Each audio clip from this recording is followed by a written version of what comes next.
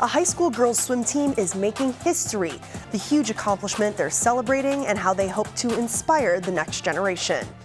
The PWHL unveiled new jerseys for all 6 teams ahead of the start of the season. We'll take a look at what the new Frost uniforms look like. And we've already started hearing about flag football for young girls in Minnesota, but the sport is about to explode worldwide. We'll explain next.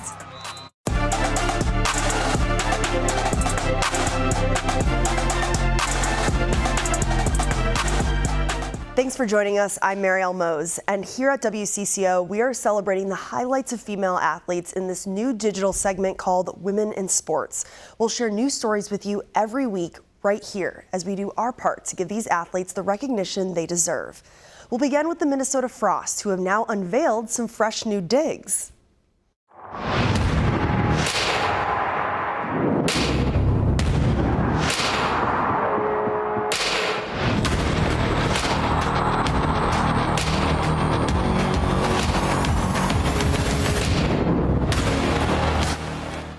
There's the look. The team posted this promotional video on social media of their new jerseys, writing, quotes, "the coolest threads around."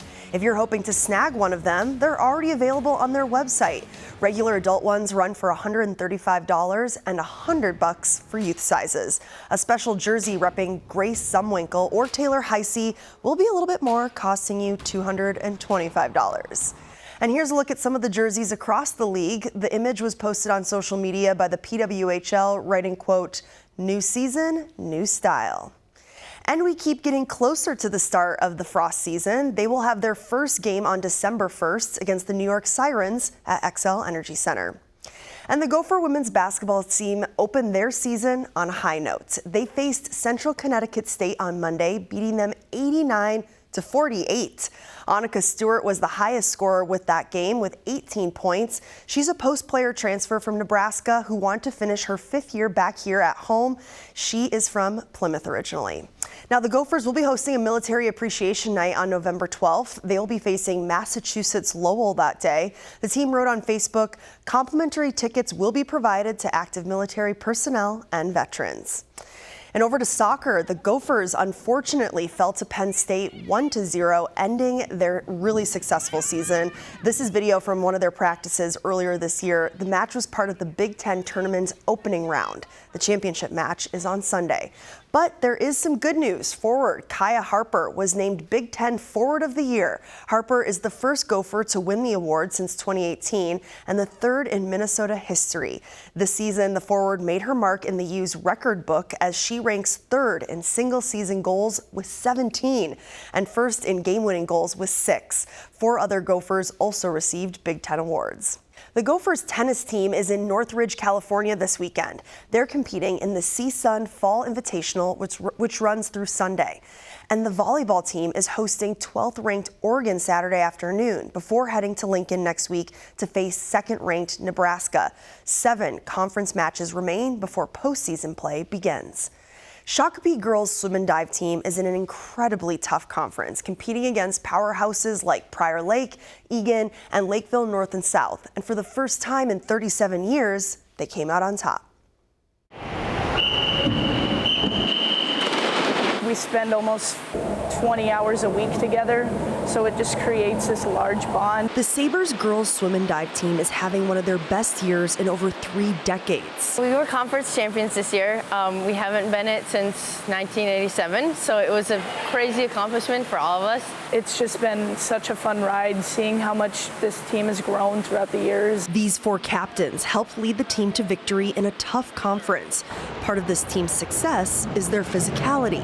We lift 3 times a week in the mornings. You can physically see how much stronger they've gotten, and the results in the pool show it as well. The other secret to their success is their sportsmanship, which head coach Jenny Carlson says developed long before this team was winning. We're not known as the fastest in our conference, but let's be known as one of the friendliest, the nicest, the most fun to swim against.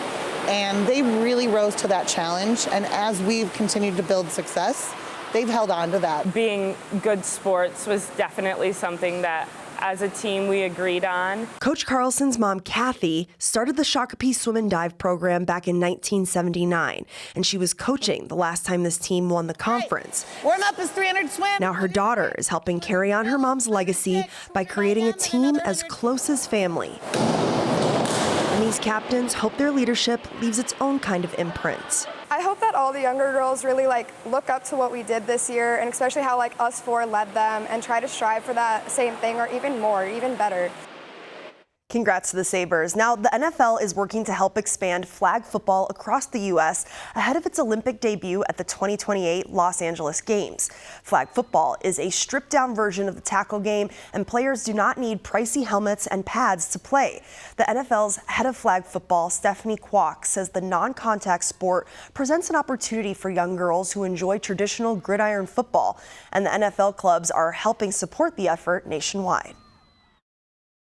If you take Pennsylvania as an example, the Steelers and the Eagles have been really involved in helping to support high school girls' flag.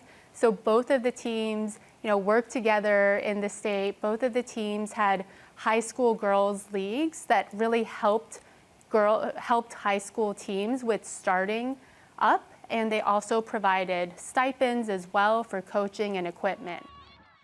Pennsylvania became the 13th state to sanction flag football for high school girls in September.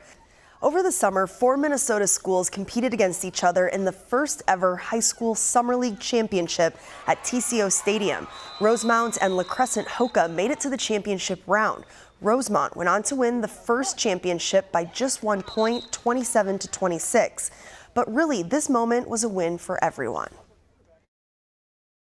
Really just that we can be just as tough as anyone, really, that we can put in the work, put in the effort. I'd be a little insecure. I'd have to really lace up the cleats. I mean, these guys are juking people out their shoes, making really cool plays, so I'm impressed with the level of play at what age, too. There's a lot of young girls who 3-4 years from now are going to be studs out here.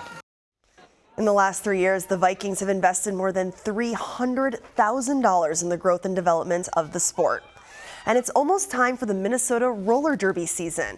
On Thursday, members of the league were training at Roy Wilkins Auditorium for this weekend's season opener. This will be their 21st season. Shayla Reeves spoke with a high school student who is part of the Minnesota Frostbite, the junior roller derby team. You've been a part of the team for 3 years. What have you enjoyed the most? I've enjoyed the teamwork and the family environment. I see it more as a family, less of a team. We go places together all the time. I get to see the adults play and they teach us things.